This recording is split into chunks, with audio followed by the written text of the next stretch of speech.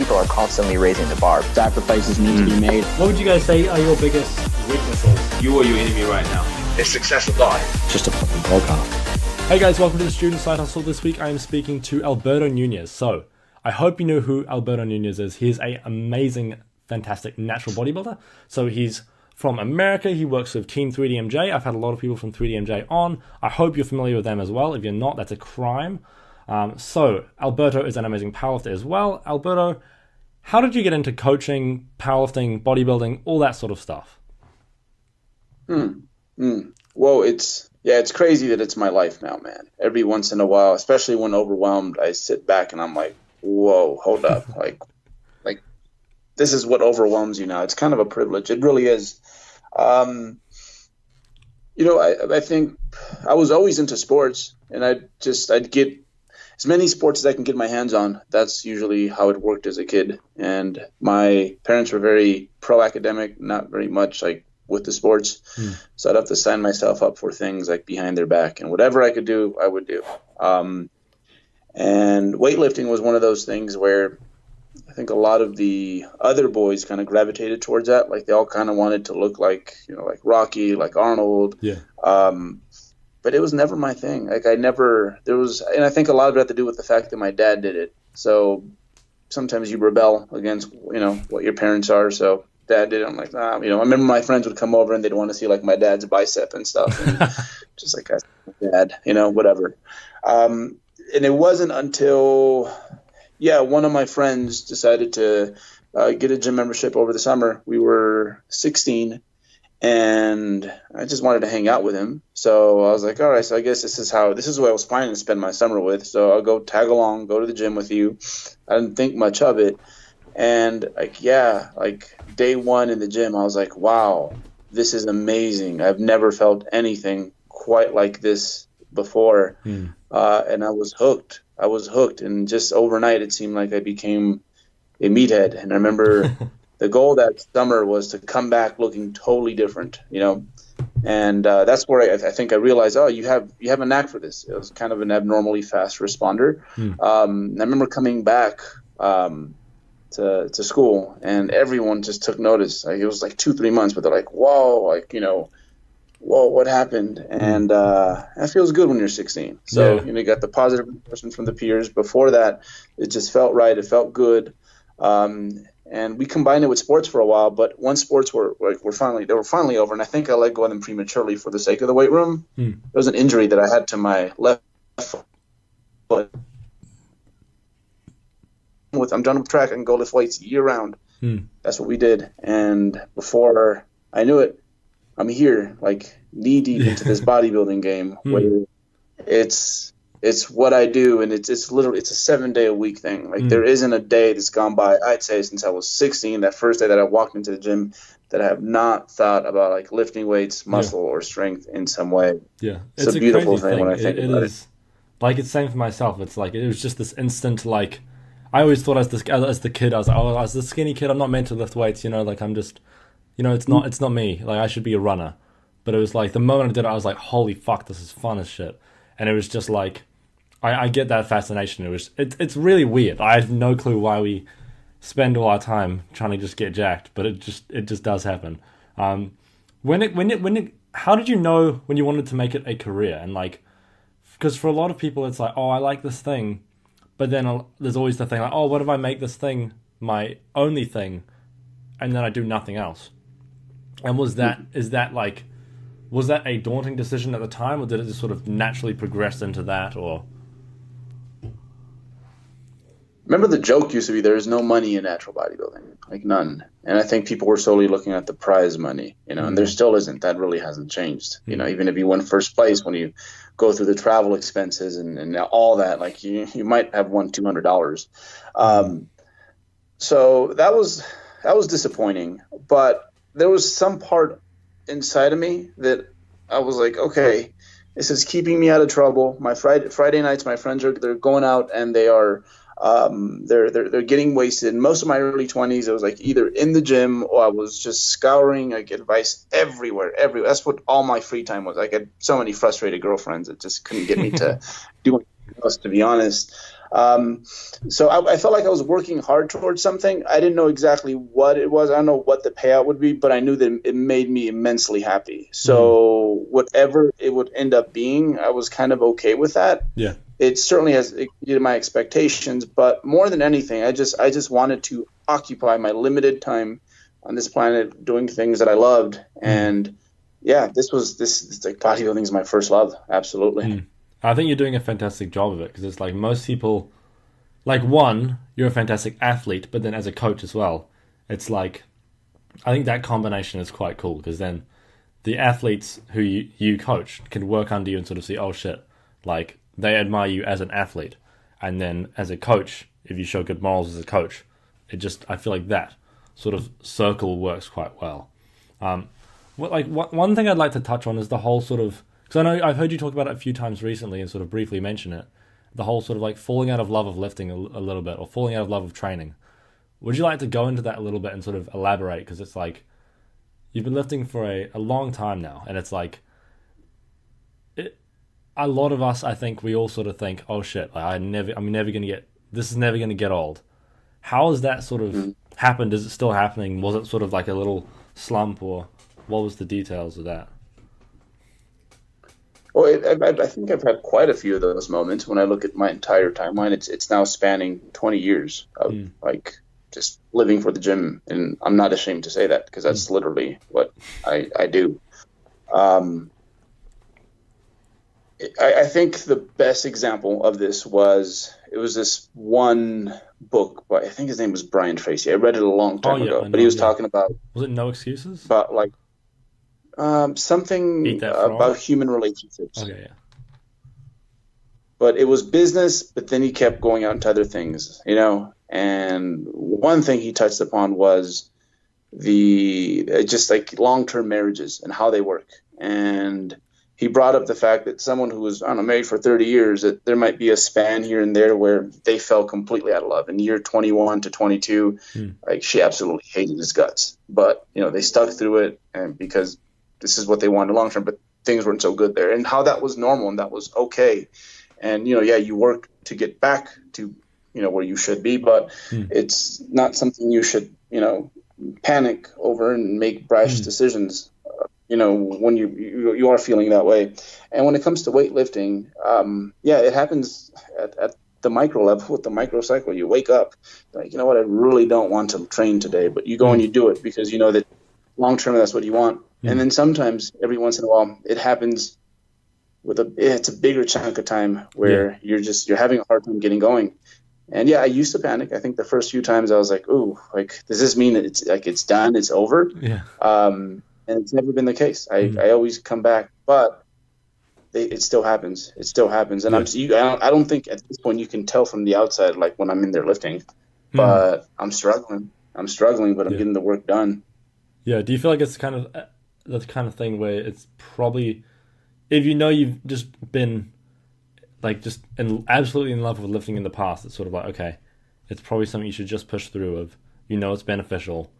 Like, you're a bodybuilder through and through, so it's like, why not just push through? Is there anything you found has sort of helped in those times? Because it's the kind of thing for me, like, I'll have the odd session where I'm like, okay, like yesterday I had a session, me and my friends went in, I hope Steve's not listening to this, I'm coached by Steve Hall, so hopefully he's not listening, but we went and did, like, we were just fucking around, and we did a little 1RM on bench, and then the rest of the session was terrible. So, but it just all felt terrible. You and Steve train together? No, you and Steve can't train together. No, I live in New Zealand. Okay. No. Oh, you cheated on the protocol. Steve, yeah. Sorry, Steve. And then, we did that, and then the rest of the session just felt like reasonably shit, and I was just like, fuck, I don't want to do this. Like, I just don't and it's like, for me, currently that's quite rare, but I remember when I used to be a distance runner, I would be like, fuck, I don't want to do any of these sessions. So it was just like the comparison between those two was fucking like drastic. Was there anything that really sort of helped you, or helps get through those times? Be like, shit, I don't want to do this. Like, I go back, and I never go to the high moments, because those high moments they're far and few, like those peak moments. But I do in my mind, I visit those periods of time where things are going really well, and like, you know, this is, yeah, like it's the baseline of happiness is higher. The happiness is this brings me is a little higher than where it is right now.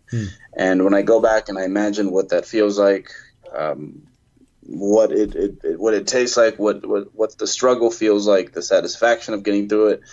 When I picture all that, it's very easy to be like, okay, let's work ourselves back up to that, because that is totally worth it, and you still want that, you know? Yeah, and that's something that I think is quite interesting about you, because like I remember when you started your bulking in the year 3000 series, I was like, holy shit, people bulk for 5 years?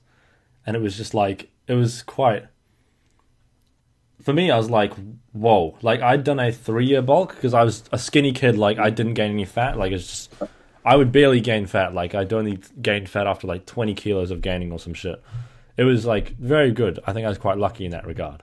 But for yourself, did you find, like, is that still the plan? Is the, like, the 5-year or whatever, how long the thing is that the plan? Did you find that plan sort of played into the sort of lull in motivation, or? Yeah, I think the riches that could await for me at the end, definitely. And they're a little bit different now because in some ways you are an example to others, and like I want to, you know, demonstrate that to people that, hey, this dude's been training for 20 years and he's going to take a 5-year investment period and it's going to pay off. Imagine what that can do for you, because no one really wants to invest, you know, everyone kind of wants it now or this year, best case. So to say that, hey, I'm honestly going to go with this for a long time.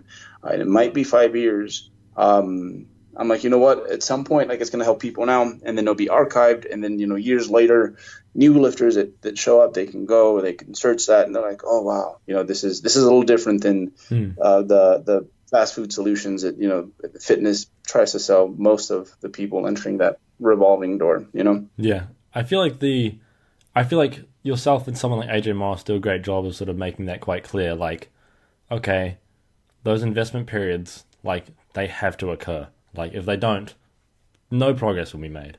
And that's the thing. It's like, I think once you see like the natural bodybuilding niche, I feel like people are relatively good at understanding that. But when you get the kid who starts and he's like, oh shit, I want to get jacked, let me try and get shredded and jacked. And then it's like, he wants to look cool on the gram. And it's like, they're always flip-flopping between both sides. And I know there's been a little bit recently about the whole, like, okay, do you need to bulk? Do you need to get quite fat? Like, I think that's something that I'm almost aiming for, is like getting to the point where I know my body fat's going up. Do you think that is do you think it's a useful thing to do at least once? Like, what do they call it? I think Jeff Nibbard calls it bear mode or something, or like just doing it. Yeah. Because I know you did it back when you were quite young. You did the, maybe when you were like 22, 23 or something. And you just got to like 2. Up there, man.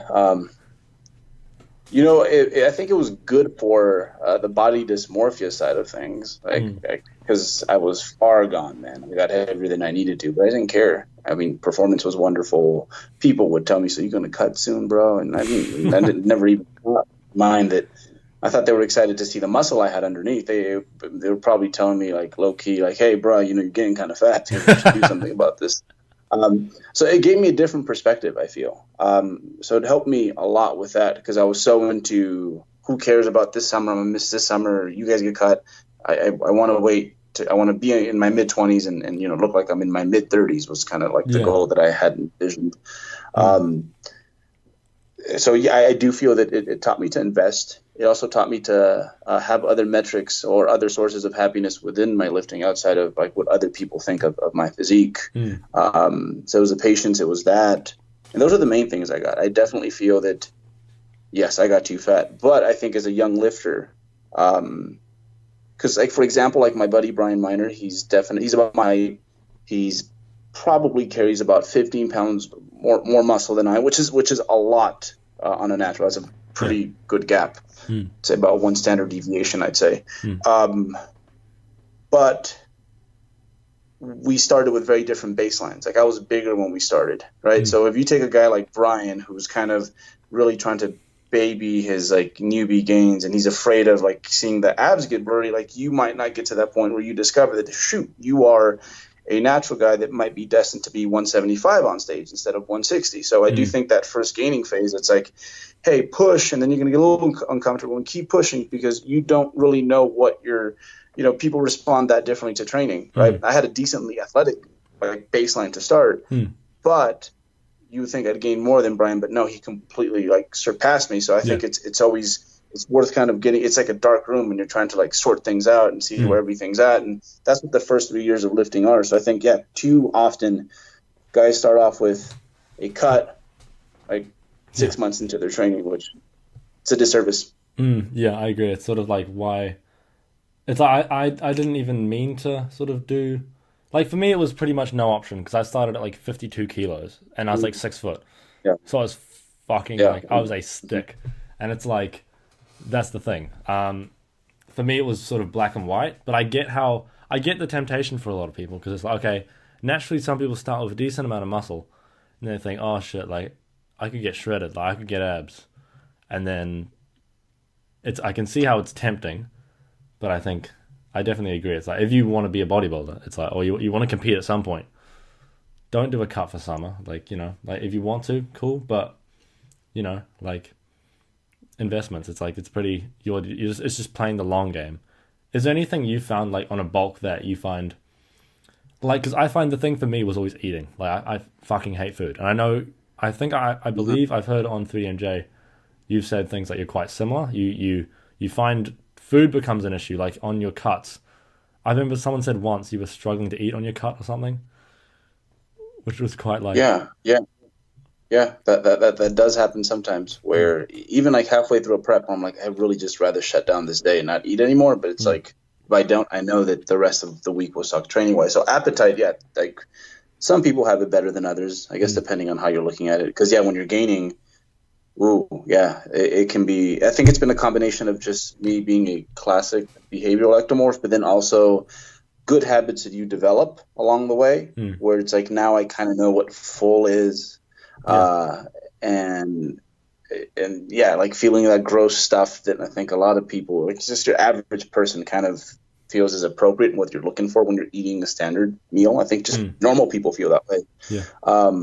It's something that I know is not required, I guess.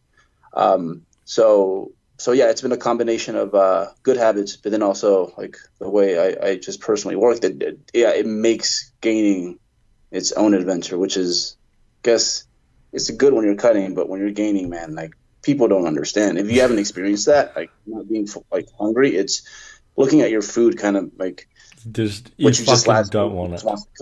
Yeah, like you'll make the nicest meal, and then you're just like, no, like, I'd rather eat some like celery or some shit. Like I'd rather drink a liter of water. Like fuck that. Yeah. And it's the weird thing. It's like, and then you'll always get people saying to you like, oh, but it's so nice, and you're just like, what? I can't see it. There's no way you can look at it to make it seem somewhat appetizing, because it's just not at that point. Do you have any advice when it comes to longevity? Because it's the kind of thing like I'm quite conscious of it for myself, just because of my scoliosis. It's like if I fuck my shit up, I'm screwed up bad, and it's like I don't want to do anything either lifting wise, injury wise, or even just burn myself out. Is there anything you found that you'll find will make people quit bodybuilding early, or make people fall out of love early, or either just injury wise or? Of late, I've been just kind of paying attention a lot to the older bodybuilders, like guys in their like 50s, sometimes late 40s, and just observing them, because they love this as much as they did, but they just can't do as much as they did 20 years ago. But they just can't do a lot of those things, and I can see the frustration that they're running around with. And time flies, man. So before you know it, we're all going to be at that age. So I look at them and I'm like, okay, like, how can we avoid this? And I think now more than ever, because I still feel that like crazy 20-year-old, like all my injuries are from like my 20s. Like that's what I feel. So I've done a good job through my 30s because I finally made it a priority. But I mean, this is a sport where you can go at it for a minute. Like, are you familiar with Dave Ricks? I don't think so. IPF. USAPL powerlifter, 57 years old. He has the squat record in the 93 kilo class at 57, and it's a little bit over 700 pounds. And I think in the gym he's done 715 for a set of 3. So Jeez. how cool is that? In your 50s and say I'm stronger in my 50s than I was in my 40s, 30s, 20s. Yeah, he's a freak, but he did some things right along the way. And like I'm like, wow, how cool would that be to wake up? You're in your 50s. You're like, I feel good today. I think I'm gonna go to the gym. It's gonna be a good day, and I'm gonna do something that I've never done before. Yeah. I want that. I want that so bad. Because if you get to that point, that means you've done a lot between. I'm 36 now, 36 to age 57. You've done all these. You've racked up all this progress. So I don't want to be good for my age. I never wanted to be good for my age when I was younger, and I don't want to be good for my age when I'm older. I just want to be good for me, you know? Yeah, that's the thing. It's like, especially in terms of like the whole good for me thing, it's like, if I try and compare myself to other people, it's like, it's probably just a dangerous game. Like, if I try and go squat, it's probably a bad idea.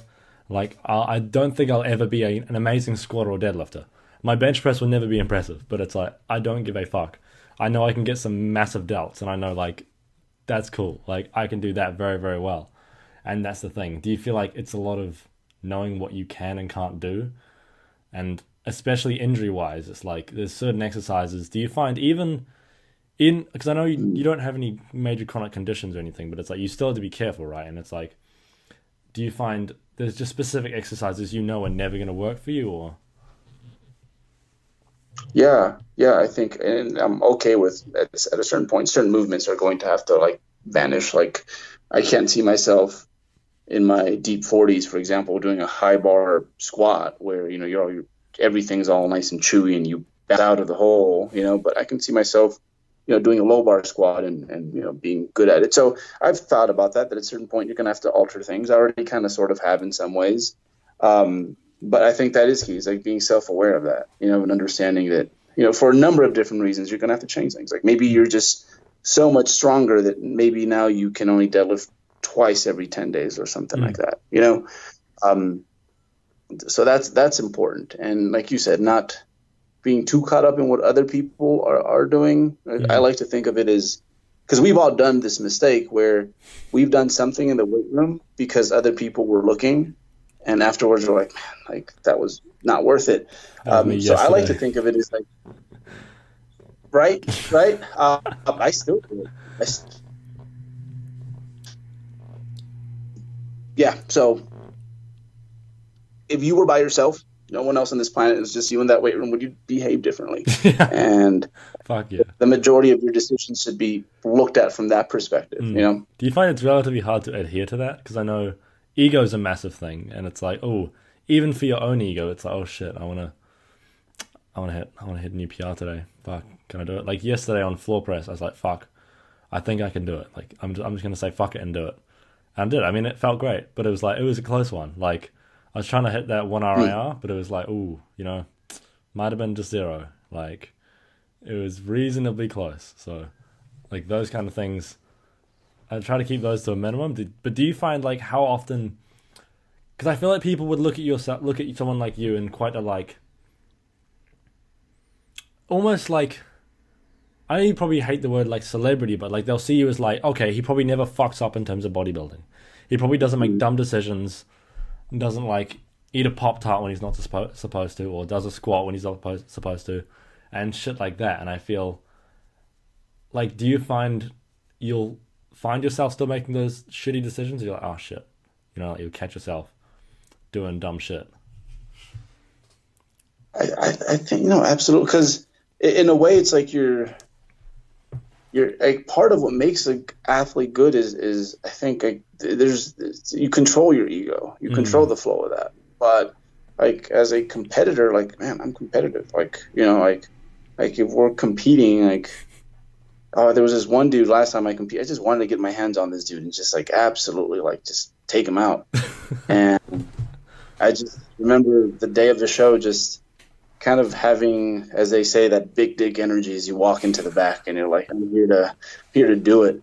But that's part of what drives you. But then you get to the point where it's too much and it's, counterproductive. So like a lot of things, it's a balance, yesterday I took a good morning that I had no business taking because I was working out with a cute girl. So I'm like, shoot, I'm gonna see if I can impress her, but they pair good mornings, right? So, Yeah. It's useful for sure, but sometimes it can be your own worst enemy. But I don't think we should completely abolish, like, as the young kids say, like the swag. You should have a little bit of that, I feel. In what way? Because it's still a doggy dog world. Like one of my favorite Instagram pages to look at and gain motivation from a fitness perspective is it's an Instagram page called Nature is Metal.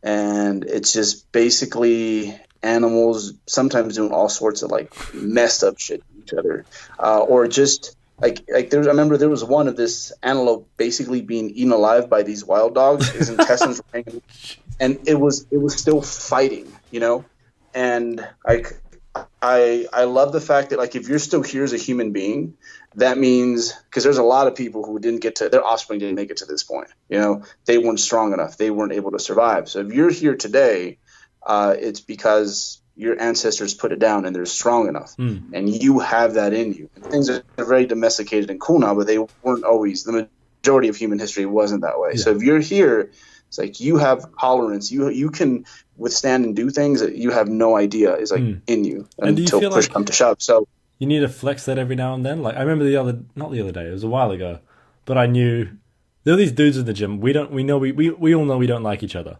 Like there's this group of dudes. I don't know what it is, but we just know we don't like each other. And I think they look at me with a little bit of disrespect just because the amount of care I take with my bodybuilding and like the amount of care I take with my movements. I just seem like a bit of a tryhard. And I was like wearing a shirt and I knew I had a fat pump underneath. So I just basically got the pump at its height and then took my shirt off and I had a singlet underneath. I'm not that dickhead. Yeah. But like, it was just like, just to flex a little bit, just to be like, fuck off. It was a little. No, that's good. That's biology. That's us. Like that's. I feel like there's always that little primal. What do you call it? Like everyone is at the end of the day. We're pretty like, I guess as you said, domesticated, but it's like we are quite biological, and I definitely agree. We need that. Well, I think there's a balance to be struck, but every now and then to sort of be like, boom, fuck off. This is what I can do. I feel like that's quite a useful thing, especially. I find as a teenage dude, it's quite useful because it's like, dudes are very egotistical at this age, and it's like you need to be able to show them you can't be fucked with. So then you just give them a little bit of, and then, But I think there definitely is a balance to be struck at that because if that's done wrong, you can look like a major dickhead. So it's like, that's the thing. Yeah, no, there is, but I do. I think it's a valuable skill to have in life. Absolutely, to be able to get your peacock feathers out and be like, and I'm here to mate, and eat all the food.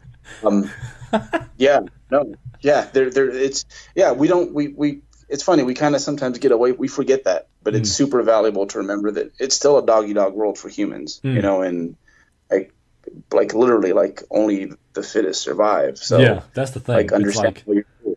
Especially in something like bodybuilding or like Instagram, etc. It's like if what you make and what you do is shit, no one's gonna watch. So it's like you can't just be nice all day. Like I feel like there is a place to, I don't know what the word would be. Like just like get your elbows out a little bit. But I think it has to come in the right place. And then, but then I guess you look at someone like Eric Helms, right? It's like, you wouldn't, I think the times where you would see him, like, I can't imagine him, like, ever trying to, like, I guess, like, not flex, but, like, he's never tried to get his elbows out too much. But I feel like it's there, though. Because I know Eric personally. It's there. Yeah. I 100% it's there. Yeah. It's just in different ways, and he understands where he's going. Yeah, he's like flex a smart little. fucking dude, Yeah. Yeah. I would find it hard to comprehend that because like I've had him on twice, and it's like when we talk, he's just very, very measured and very like I couldn't see him being like all of a sudden just flipping out and like like shit like that. Like he's someone who I think character wise I look up to quite a lot. He does a very good job of just being measured. Like I can't imagine if he's at a party and then someone says something dumb about fitness, he's like, "You're a fucking idiot," and then just tells him about calories and shit. Like that's just not gonna happen. Do you feel like he understands where to flex? Like he understands, like it's like two animals fighting. Like one would win in the water, one would win out of the water. Like Helms, when he's on here and he's like showing all that stuff, that's Helms flexing, man. He knows it. This water, he's the freaking man. And so that's him. Like when he's here, his peacock feathers are like nicing out. Like he understands that, and he's one of the swaggiest dudes I know at the end of the day. Yeah, like straight up. Yeah, he's a cool dude. Like he's a nice guy to know because it's like there's not many people who I think have the amount of thought process that he has. Like he's very, very, very intelligent, and it's just like I feel like you could ask him most topics and he'd have a damn good answer. And I feel like that most people don't have that. Like you ask me about anything outside of the shit that I care about, I have no fucking clue. Like I just wouldn't have a clue. But it's like, I think there's usefulness in specificity though. Like for instance, you ask like Ben Esgro something, anything about like supplements or chemicals, and it's just like Jesus, wow. And it's like not many people have got that, and that's the thing. He can. Dude, that's a dope part.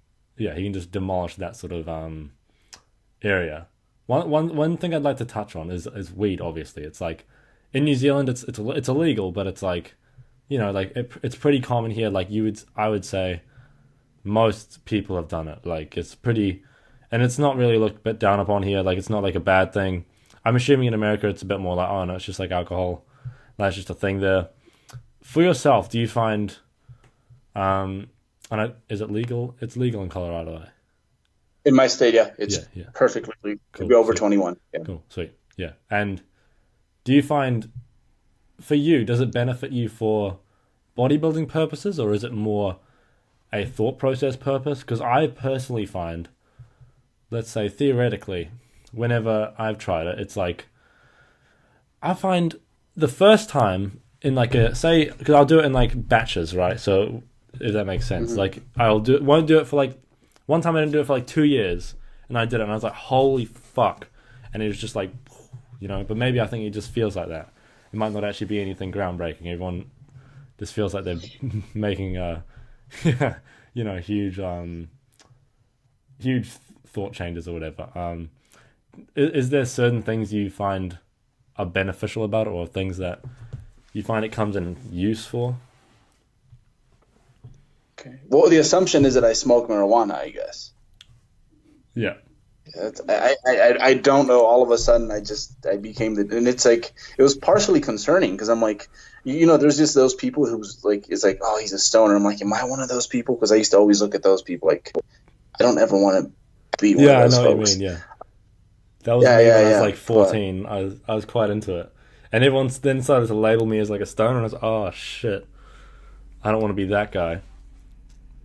Do I come off as a stoner? I don't think so. I think I've just heard you talk about it on a few podcasts, and I'm just curious because it's like, I know a few I don't know, do you know Josh Bridgman?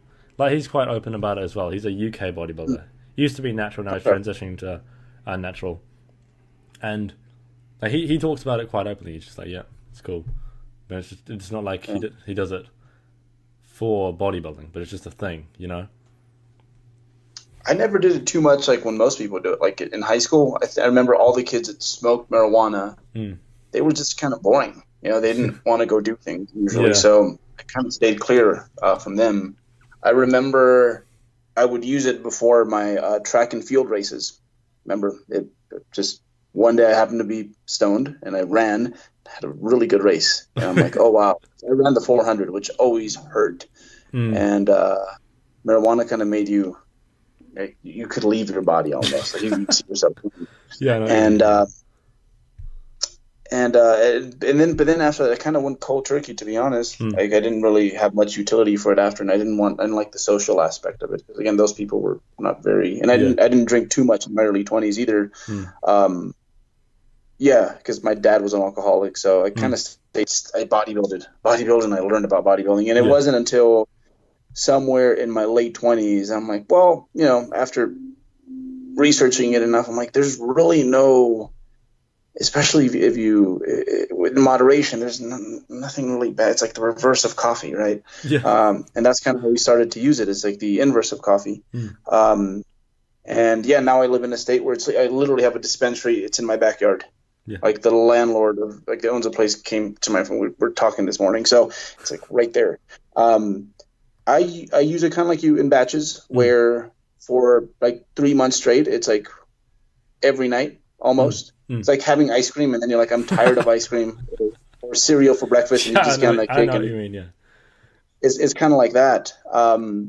So it's something that's like, it's more of a convenience thing. It's there. Again, it's like the inverse of coffee. I use it a lot when my sleep is suffering, because we're busy enough, and it helps me shut off. During the contest prep, I think that's probably the one time I found utility in it, was the fact that sleep can be an issue. And this last prep, I had the best sleep ever, because Evan Godby was here, Australian natural bodybuilder. He stayed with me like the last month of our preps. And he would have his food, and I would have my rice cakes and my protein shake, but I would have a few edibles along with that. So it was amazing. I think when it came to the sleep, that's probably the most I've ever, the closest I've gotten to using marijuana as a bodybuilding supplement to help me with sleep. Like to the point where I felt like I was having an advantage. I'm like, man, like this, kind of feel bad as a natural bodybuilder. Like I'm getting help via this. Do you feel like, is there any regulations around, because I know you compete in WNBF, is there any regulations around weed and that? Yeah, for the poly, don't show up stoned for the polygraph. That's kind of it. And I don't think it's even on the panel afterwards. If you do well and they test you, USAPL, like the amounts, like if you do the math, you have to be like literally stoned on the platform. Like I've never, like to the point where I've never been that stoned to the point where it would show up. So it's kind of it's becoming a much more casual thing here, and I think people are starting to realize that. Hey, even here it's like still illegal, but it's like it's not like. It's like my mum. I talked to my mum about it the other day. I was like, oh yeah, we were baked, and she was like, oh what? Oh cool. Like it doesn't really. Even my mum doesn't care, and it's like she's pretty like like. She's my mum. I love her, but she's pretty like like. I don't know, suburban mum, I guess you'd call it. I don't know, but very like, no, I wouldn't say strict, but she's not really like super cool with all the new ideas. But it's like, she's like, oh cool, whatever. Like, she even joked about trying some. So it's like, I mean, for me, that was like, oh wow, cool. She knows it's not like crack, like there's a massive difference there, and seeing the difference, like that's the thing. And I think the way I quantify it in my head is, I don't have kids, but let's just say I had a 15-year-old, right? And I found out that they were drinking versus like marijuana, like I think, and regularly, we'll say semi-regularly, it's like I'd have a very different response to one versus the other. So it's Like, I think you can bump into someone like 14 or some shit, like, but I mean, we did it like once or twice, and then again in like a year or something. But it was like, it wasn't like, oh shit, I'm a drug addict now, It was like, you just kind of knew, like it wasn't really like a big deal. But it's like, you'd know those kids. I was in a group that was very like, we'd always, not always drink, but like it was in that sort of childhood age where you'd do that kind of shit. And you'd see the one or two people in the group that like, oh shit, they could become an alcoholic. And it was just like that sort of thing would happen. And then, I mean, you'd have the stoners, but it wasn't like it was like, oh shit, they're fucked. But it was the alcoholic seemed more like, okay, they have some issues. Like that feels like that's going to be a major issue for a long time. So it was. In hindsight, I look back at my friends that were stoners versus drinkers, like in high school, There's actually some stuff on like how maybe for the teenage brain, marijuana is probably not the best thing. Yeah. But when I look at their success, like all the stoners ended up actually doing quite well relatively compared to the party boys that drank all the time. Yeah. So that's the thing. I feel like I was talking to Mike Ishotel about it, and we were talking about how, because I don't know if I meant, but he partakes sometimes, and he was saying how it's sort of like, I think on weed you feel like you're having all these realizations, but I feel like somewhat you can, because it's like, here's life, and here's how you normally view life, and then you just do that pivot and then view life from a slightly different angle, and I feel like it can be quite useful in those times. Like I'll sit down with a book, and I'll just, like a journal, and I'll write and think, and it's very, it's like you'll just think about whatever, and then if there's an issue, you can think about it from a slightly different angle. But there's not many, like if I got drunk and did that, I feel like it would just not work. No. Yeah. It would just be like, doesn't really, not the best idea, right? But is there? I feel like I get great ideas, but I have to expand on them outside of that state. But that gets me there, and I like a lot of my fitness things actually come like I'll be idling around, and I'm like, this needs to be talked about, but I won't explore it because it's not going to make any sense. Yeah. But it comes up there. Yeah. That's the thing. I think my thing is I can't talk to anyone when I'm on it. I cannot talk to a single person, and I'll get like this crippling like I guess anxiety. Like I can't even talk to my girlfriend. Like I just don't want to. I think everyone's crazy or after me or whatever. I mean, if I'm just alone in my room, it's fine. But I won't go on my phone whatsoever because I know if I talk to anyone, I'll say some dumb shit or something. Like it is weird as fuck, but it definitely, I can definitely see the benefits in it. But I definitely agree with the whole like there's always the like sort of thing you don't want to be lumped in sort of as like a stoner, because then it's like people lump that in as well as like, oh, lazy, blah blah blah. Do you feel like? I feel like that's it's a thing. I wouldn't say you're lumped in with it, because do you feel like? Because I remember I had no clue, and then I think I saw something on your story. You were like smoking something. I think it might have just been a cigar, but I don't know. Yeah. And I was just like, whoa. And then I think you talked about it with Steve or something. I don't know. Not quite sure. Yeah. You asked me about my supplementation. We narrowed it down to creatine and marijuana at the end. That's probably pretty good supplements. But one thing I would like to touch on is you do quite a good job of, and this will probably be the last thing we'll touch on, but what would be, because you do a good job at sort of showing movements that should be loved more. Like for instance with me, the floor press. Like I saw you doing floor press single arm ages ago, and then I saw Jeff doing it, and I was like, oh shit, like I should try that, because I have like rib issues and I can't really bench press properly. It just always ends up in issues. And then I've been floor pressing for like maybe 12 weeks, maybe a bit more now, and like fuck, it is doing numbers. Like it is crazy. Like movements like that, how do you know when it's like, oh shit, this is actually a good movement, I should try and show people that this is a good movement? Like with your, what is it? Not RDLs, good mornings. Like stuff like that. I think I'm quite limited with how much, because the thing with like movements, it's like you can, like nothing is better than being there with a person one-on-one and being able to actually like get your hands in them, twist them, move this, move that, and being able to work on them. Like you can see things in person that you just can't, from like usually one angle with a video. So I think because of that, like I have to pick movements. I'm like, all right, let's pick movements that maybe on paper they're not best. Like the good morning, you can argue that like, the last part of the movement's kind of a freebie, in terms of tension, right? And you kind of active. Once you get good at it, like you have to actively decelerate a little bit earlier than you almost want to. But I look for movements. I'm like, you know what? I can get people to start rolling with these. They're safe and they're hard to mess up. Like with an inverted row, it's like it's hard to cheat on it. If you can cheat on an inverted row, you're just trying to cheat. And like as soon as you hang from it, it's like you can feel your mid back being stretched. Yeah. Yeah, it's like you have a strong inclination to kind of lead with that. So a lot of it's just been out of necessity. It's like, so how do I get them? All my athletes are online, so how do I get them to move appropriately and with movements that are less likely to hurt them? So I think a lot of it comes from there, and then also experimenting on myself, because all my injuries are old, but nevertheless, there's things that I have to work around that, and I mean, at the end, I'm glad that I have to work around them, because they've made me a much better coach, a worse athlete, but a better coach. So whenever I get something like the floor press, where I'm like, oh, wow, like all the feedback, because your whole upper back is touching something, and it's easier to stay tight and really keep the shoulder back.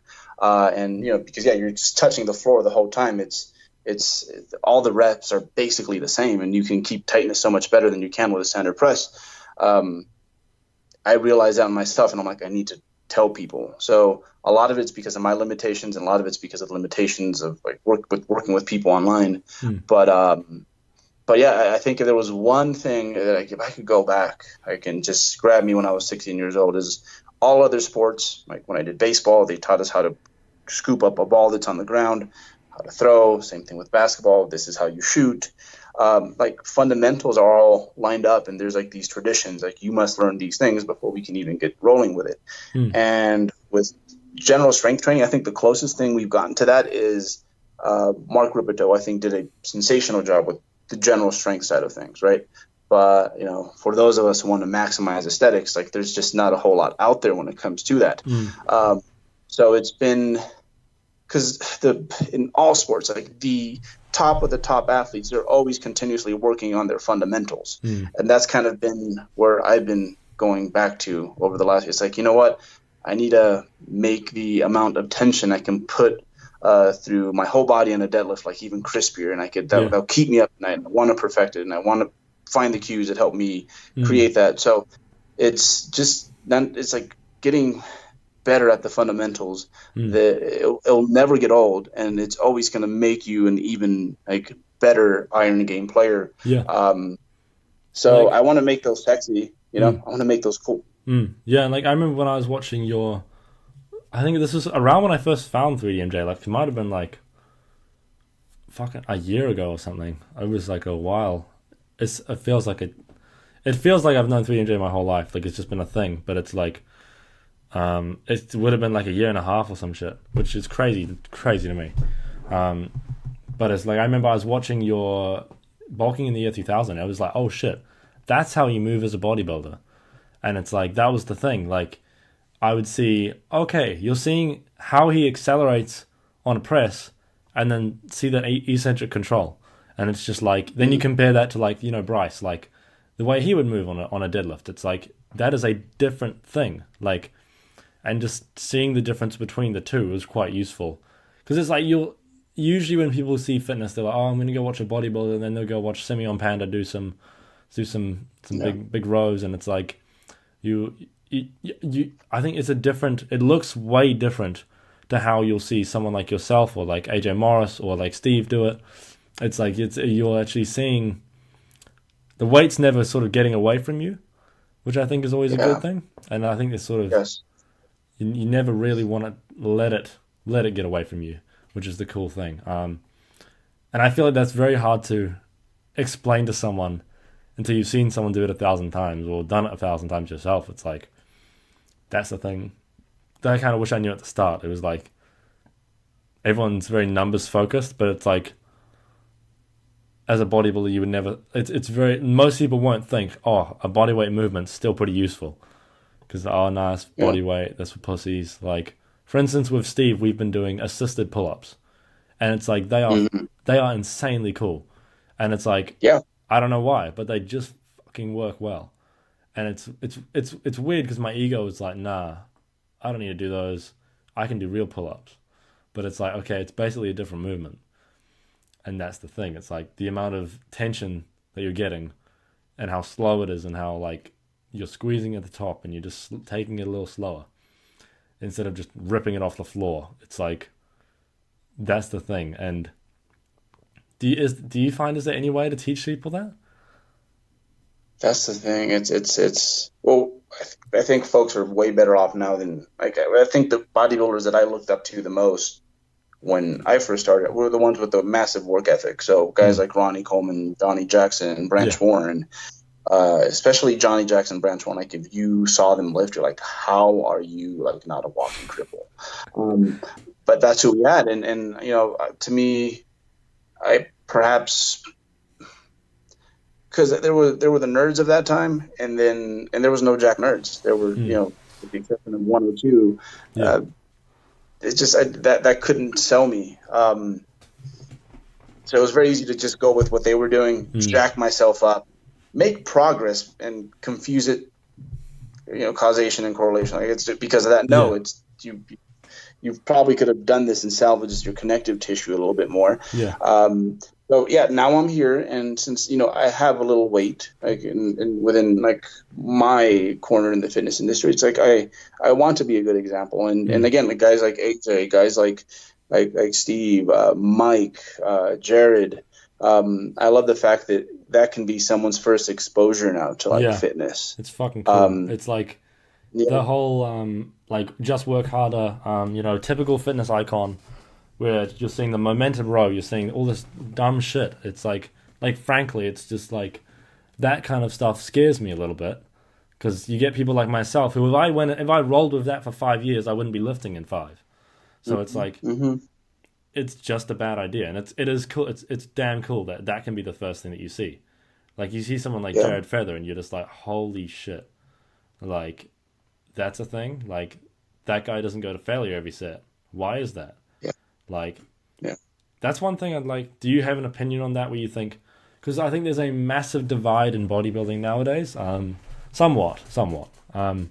Where it's like there's almost, especially in British bodybuilding, there's two camps. There's the always go to failure, low volume, high intensity, and then there's like the sort of Steve Halls and the Renaissance periodizations, where it's like you leave some reps in reserve, science is amazing, all that sort of stuff. Do you think, should there be a line drawn in the sand? Is one good, is one bad? Or is it just like you need to find the approach that works for you? Or how do you navigate that sort of thing? Because, I mean, personally, I'm very hard in this camp, but that's just because I pretty much have to be. Like, if I'm in that camp, I'd get injured.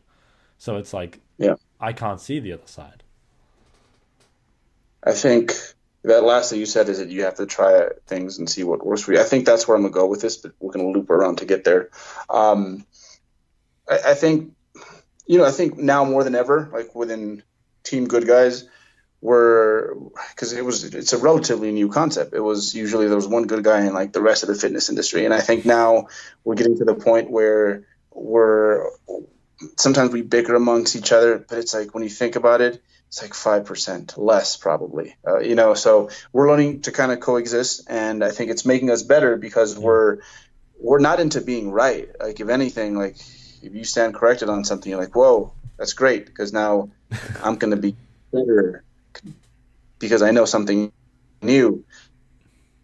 So we're getting better at that, and that's been good to see. You know, just like less bickering and more discussion and learning from each other. I'd say that when it comes to the reps in reserve versus like the go for it, like you said, I think one thing is like how much can you take structurally, but I think the other thing is if you're a high responder, like for example, like Jeff Alberts, right, and you don't need a whole lot of volume, you can probably get by with more failure because you're not going to need as much work, you know. But if that's the one thing we've learned over the years is that how do you cure a low responder is just it's like a lot of other things. It's more volume, right? Like we've known that with endurance training for a while, and that's starting to show to be, you know, relatively the same when it comes to strength training. So if you are a guy that, I'm sorry, this is just how you have it, you need 35 sets of quads a week. You're on your 4th year of training to progress. You're probably going to have to use something where you're just fancier when it comes to how you lay out your volume across the week. You know, how many reps you leave in the tank with every set. It's going to look different compared to someone like Jeff, who is like, hey, 8 sets and you're good, you know? So I think it kind of goes back to that. And I think regardless of who, especially within like my group of peeps that I roll with in the fitness industry, I think they are keen enough. Like, they will pay attention to what's going on with their athlete. And because I've gotten training programs, like people who've worked with other folks, and by the time they get to me, it's like, yeah, they might have worked with this person, but it evolved to the point that it's something that you wouldn't think would come from that camp. And that's because they were paying attention to what that person's needs were. So it's good to understand how the tools work and how just shit works in general. But at the end, so long as you're following the rules of like the human body, how that looks like in practice can vary quite a bit. Yeah, I definitely agree. It's like once you sort of find what works for you, why change that? You know, like roll with it. Yep. Like if it's reasonably intelligent and you get results from it and you're not crippling yourself in the process, why not? Yep. You know, like I think it's good to sort of lay out that sort of Jeff Alberts versus 35 sets on quads. Like that sort of, I mean, that's the kind of thing. It's like you need to realize, I think we realize now people are individuals. Like, and it's like we can't train Joe how we train Sally. That's the thing. Which is the challenge, but it's cool. Like it's cool that we now know that, because it's better to know rather than not. But yeah, I think we'll finish up here. Where can people find you online? Everything Alberto Nunez.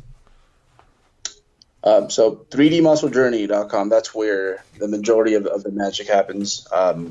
We have an awesome team where it used to be just the coaches, but now we're good at pumping out things. We have people helping us. Like we have a registered dietitian on staff, a mental health counselor, and Amanda. It's popping at that website. So I'd check there first. The YouTube, same thing, Team 3DMJ. And then we're all pretty active on Instagram. And that is my platform of choice these days, just because it's so convenient. You know, I get an idea, just pop into the story and talk, and hopefully it helps someone. So yeah, and I can definitely like the amount that I would recommend 3DMJ is like unlimited, pretty much. It's like just the amount that I've learned off them is fucking crazy. It's like they pretty much taught me how to lift. Like I'd been lifting for 2 years, and then I learned how to lift.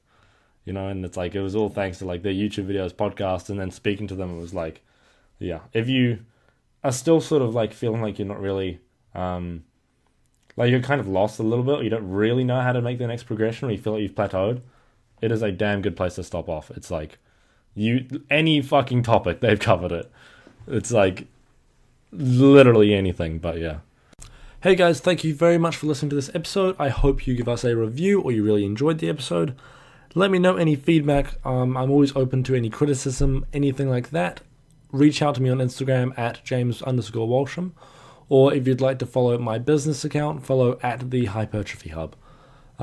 Yeah, thank you guys so much for listening. If you would like to help the show, there's a list of ways to do so in the show notes. But if you're wondering how, the best thing to do is just give us a review on iTunes, or just let me know how the show can be improved. Thank you very much.